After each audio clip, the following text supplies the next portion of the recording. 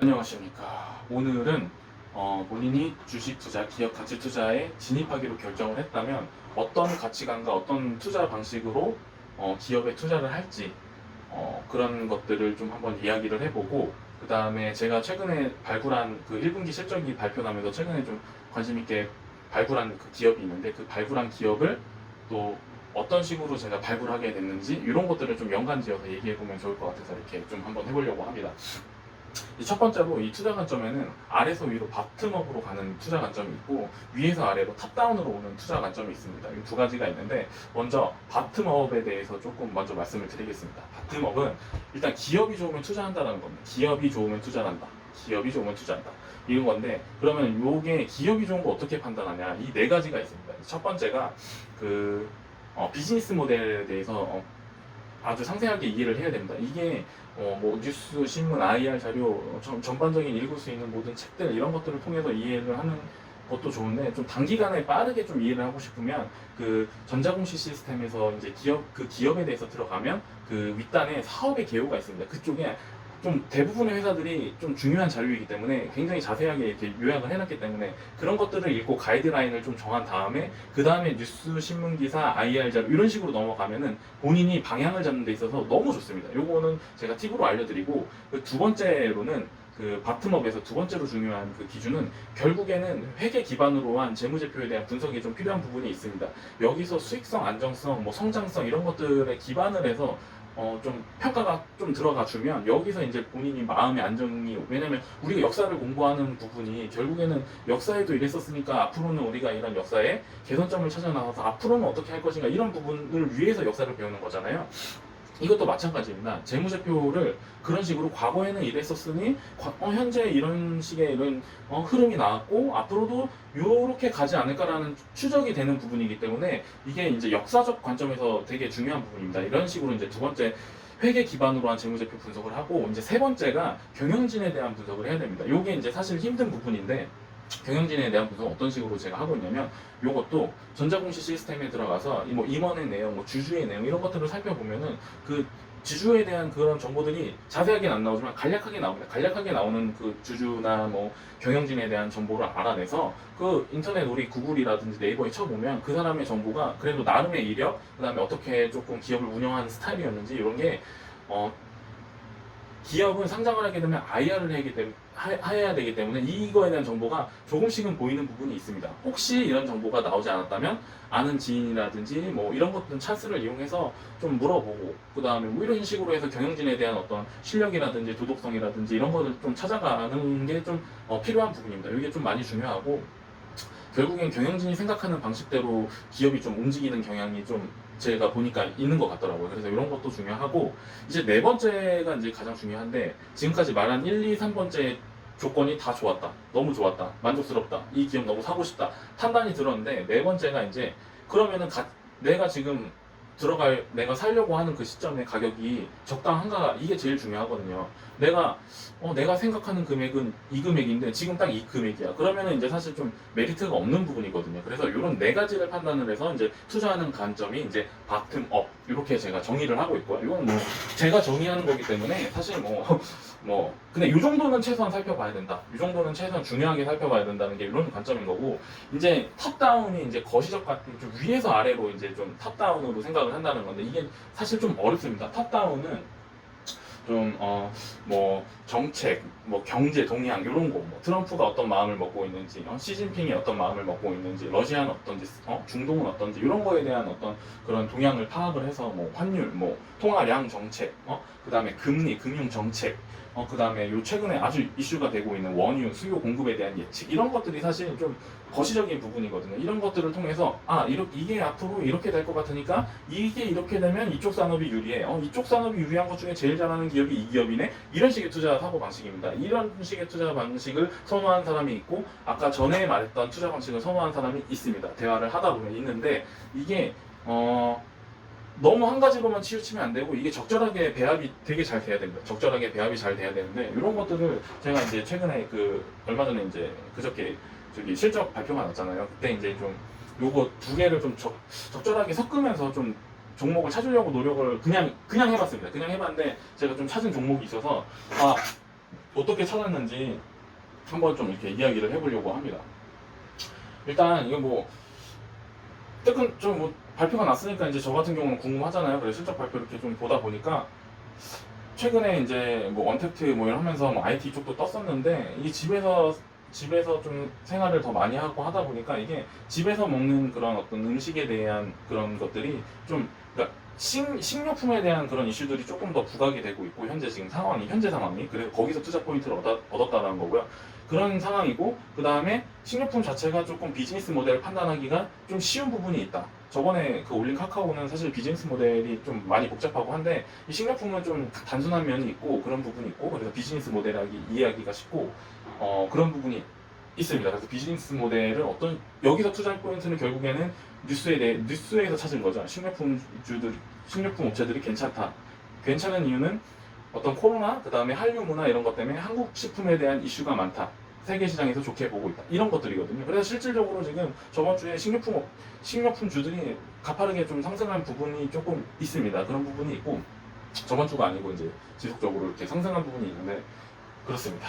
그렇고 그 다음에 이제 제가 이 A 업체라고 하겠습니다. 이 A 업체를 공개를 하고 싶은데 사실 그냥 선정하는 방법에 대해서 얘기를 하고 싶은 거라서 그냥 A 업체라고 얘기를 하겠습니다. 이게 이제 좀 축산 사료 업체인데 이게 이제 좀 그런 식료품에 대한 이슈, 그다음 한류문에 대한 이슈 이런 것들이 점차 주목을 받고 있으면서 제가 투자 포인트를 발견을 했고 그리고 최근에 지금 저희 뭐 어린 세대들도 있고 젊은 세대들도 그렇고 그 육가공품 그런 식품에 진짜 선호도가 되게 높아지고 있잖아요. 그런 부분이 이제 산업의 성장성이 어느 정도는 있다. 그러니까 하락은 하지 않는다. 육가공에 대한 식품에 대한 선호가 기호가 계속 올라가고 있는 상황이기 때문에 그리고 이런 것들을 거기 좀 찾아보니까 이런 산업이 좀 한 성장률을 1에서 2%는 보고 있더라고요. 그러니까 하향하지는 않고 성장이 급격하지도 않은데 1, 2% 정도 예상을 하고 있고 또 좀 중요한 포인트 중에 하나가 이게 식량 자원이기 때문에 지금 또 FTA 이런 것 때문에 서로 보호무역주의를 지금 펼치고 있잖아요. 정세적으로. 근데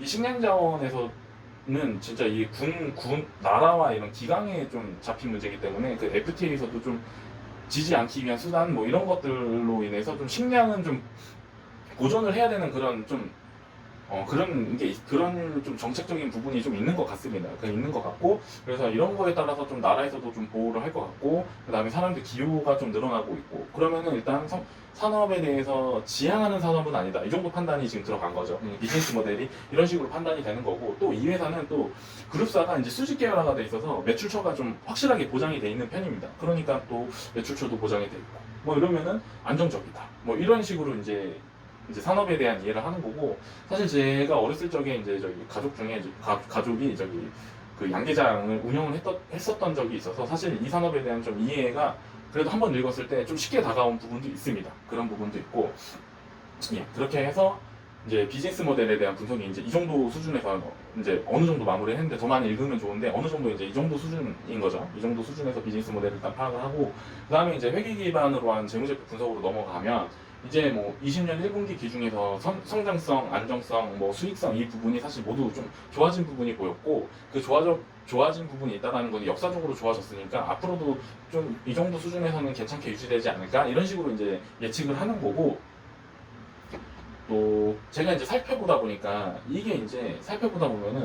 그 영업이익이랑 당기순이익이랑 차이가 되게 많이 나더라고 이 기업이. 근데 이거는 좀 한번 찾아보는 게 좀 중요합니다. 왜냐하면은 영업이익이랑 당기순이익은 결국엔 그 차이에 뭐 하는 것들이 뭐 좀 영업 외적인 그 어떤 비용에 의해서 이제 움직이는 건데 이 회사는 영업이익은 꽤 괜찮은 회사인데 당기순이익이 너무 안 좋아서 그 이유를 찾아보니까 외화 환산 손실에서 좀 손실액이 뭐 170억 이 정도로 손실액이 좀 많이 나오는 게 보이더라고요. 그래서 제가 이래저래 열심히 찾았는데 찾다가 좀 찾기가 귀찮아서 좀 바로 좀 저기 네이버 저기 달면 혹시 아는 사람이 있을까 해서 제가 바로 물어봤는데 아는 사람이 없어서 이제 좀 제가 결국엔 찾았는데 그 전자공시 시스템 그 분기 보고서에서 찾았습니다. 거기서 찾았는데 보니까 이게 차입 비중이 너무 높아서 차입 비중이 높은데 그 차입 중에 외화 차입이 많아서 그 외화 차입에 대해서 그 평가한 손실이 큰 거더라고요. 그리고 이제 수입하는 원점에 대한 수입이 대부분이 해외에서 수입을 해오고 이런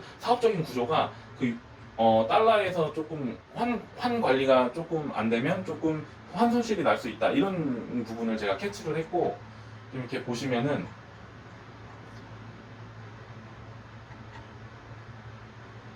이렇게 지금 이렇게 보시면 환 위험에 대해서 이런 것들이 있고, 이렇게 환 위험이 있으니 좀 이런 것들을 뭐 경영진이 정기적으로 측정하고 있습니다, 이런 게 있고, 실질적으로 이제 재무제표를 살펴보면 단기 차입 부채가 이런 식으로 금액이 보이고, 그 다음에 또 보시면 더 밑으로 가서 주석을 보시면 이렇게 상세하게 좀 나와 있는 부분이 있습니다. 이렇게 봤을 때, 아, 이 회사는 외화 차입금이 많고 한데 해서 이렇게 해서 손실이, 왜냐면은 지금 환율이 지속적으로 지금 올라가고 있거든요. 환율이 올라간다는 거는 지금 어쨌든 원화가 가치가 계속 떨어지니까, 그러면은 이제 차입 그 재무제표에서는 어쨌든 우리나라 거에서는 원화로 표시가 되니까 이게 부채가 점점 더 늘어나게 되면서 그 손실이 점점 더 늘어나게 된 상황이 된 거죠. 그렇게 되면서 이제 이게 손실이 좀 많이 난 걸로 이렇게 지금 실적이 나온 겁니다. 근데 여기서 이제 좀 거시적인 그런 관점을 한번 놓을 수가 있습니다. 저는 기본적으로 최근에 생각한 게 환율이 앞으로 하락할 거라고 좀 예상을 했었거든요. 그 하락할 거라고 예상한 이유는 지금 뭐 장기적으로 실물 경제가 회복한다고 이제 가정을 세우는 거죠.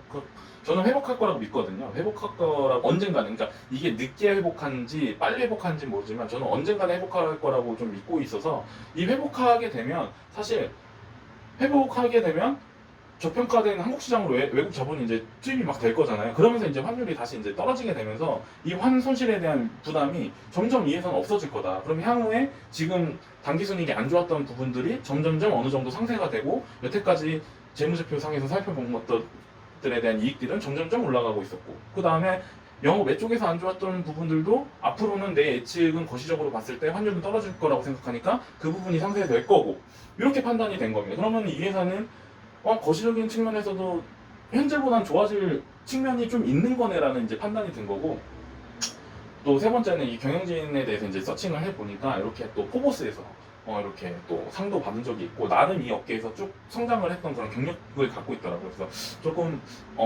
믿을만 하지 않을까, 이 정도 좀 추측을 하고 있고, 사실 여기는 좀 뭐 전혀 아는 그런 게 없어서 물어볼 사람도 없고 한데, 이 정도 수준에서 경영진은 뭐 이 정도면 될 것 같다, 이렇게 판단을 했고, 이제 마지막으로 이제 가격이 싼지 비싼지 이런 거를 좀 판단을 해야 되는데, 지금 현재 기준으로 지금 시총 2,200억입니다. 근데 제가 봤을 때 충분히 4천억에서 5천억까지는 좀 갈 수 있는 여력이 있지 않나. 이게 뭐 단기적으로 될지 장기적으로 될지 뭐 이런 거는 모르지만, 그냥 이 정도까지는 가야 되지 않나, 최소한 이 정도는 반영이 돼야 되는 것 같은데 라고 해서 저는 투자 의견을 고로 냈습니다. 고로 냈고, 조금 시장을 살펴보면서 분할 매수를 할까 좀 이렇게 지금 생각을 하고 있습니다. 이런 식으로 거시적인 방법과 미시적인 방법을 섞어서 좀 이렇게 종목을 선택을 했고, 이와 같은 프로세스를 거친 그 투자 종목 선정 방법이 논리적이고 하기 때문에, 그 투자를